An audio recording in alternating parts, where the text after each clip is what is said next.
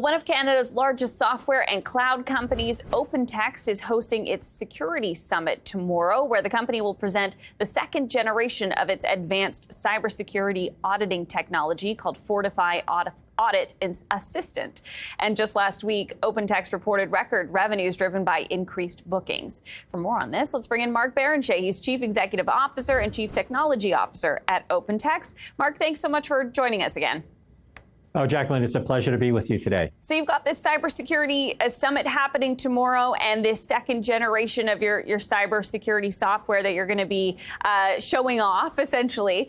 But I wonder what you're finding clients are coming to you for the most these days. Would it be something on the cybersecurity side of things, or are you hearing more about looking for those productivity gains that they might be able to get on the AI side? Yeah, great question. And customer demand interest has never been higher. First, across our install base, customers are looking to get out of the business of IT, and that's what's driving cloud for us in all forms of cloud. Second, they want to be more secure. In our security summit tomorrow, data privacy, trust, compliance needs have never been higher than they are today. All customers want to operate like a global bank. I mean, that's how high the requirements are. And universally, customers want to understand their data. And that's what AI is here to do, to help unlock that. And of course, there are always cost drivers and more efficiency drivers to get more profitable. But what we're seeing is customers want to get out of the business of IT, be more secure, and understand their data and unlock its value. Yeah, so a few layers there. It sounds like when it comes to what people are looking for. I want to talk a bit about your most recent quarter. Something that jumped out was that when it came to your cloud business, you closed 48 deals greater than $1 million in the quarter. And to put that into context, it is compared to 23 of that size in the earlier period. So why the bigger deals? What was actually behind that?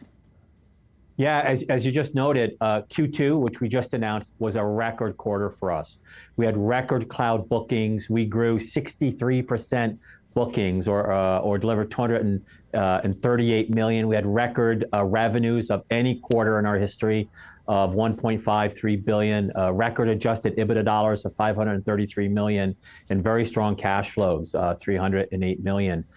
It's the demand drivers we just talked about. Security talent remains tight. Cloud talent remains tight. We've begun the cloudification of our recent acquisition, Micro Focus, and a lot of customers are preparing for AI. They want to get their data and automation just right before they feather on AI. And we actually had our first significant wins, core in AI for us as well. So all those factors led to a fantastic Q2. 63% cloud growth, and we raised our outlook for the year to grow our bookings 25 to 30% for the remainder of the entire fiscal year. So is the fact that there is this AI technology that you've been working on and deploying, is that adding to the cost? Is that why the deals are bigger? That there's so many more that are above $1 million? Yeah, I mean the deal size for us hasn't increased, but the volume has. So the 40 plus deals, 43, 46 deals above $1 million, the volume near doubled year over year.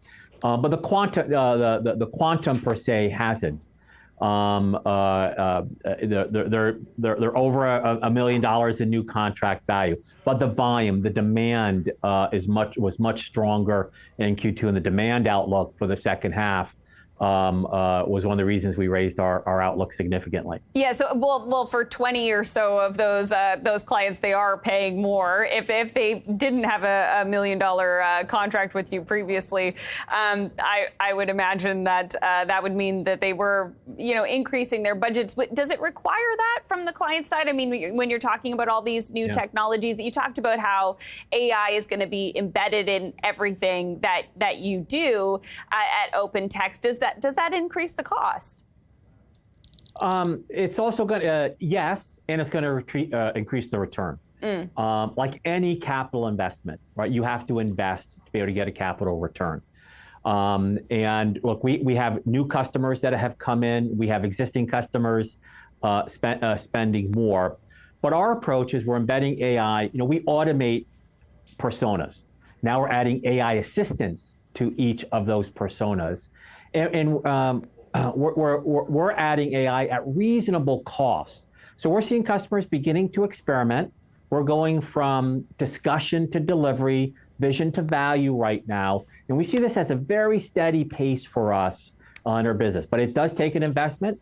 But the return has to be there as well, and customers are starting to see it. You mentioned cloud bookings being up 63%. Cloud revenue growth, though, that was up about 10%, if I'm correct there, Mark. So That's correct. Just how much is the sort of delay in the payoff of those bookings actually turning into revenue? Yeah, I mean, most of our cloud contracts are 3 to 4 years long. We'll see a stronger uplift in fiscal 25 and fiscal 26. When enterprise customers come into our cloud, they're making multi-year commitments. They're making 3, 4, and sometimes 5-year commitments. So we're going to see the benefits.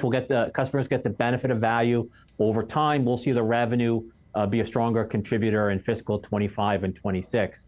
But it starts with that demand, and it starts with that 63% cloud bookings growth, which was just solid competitive advantage for us in Q2.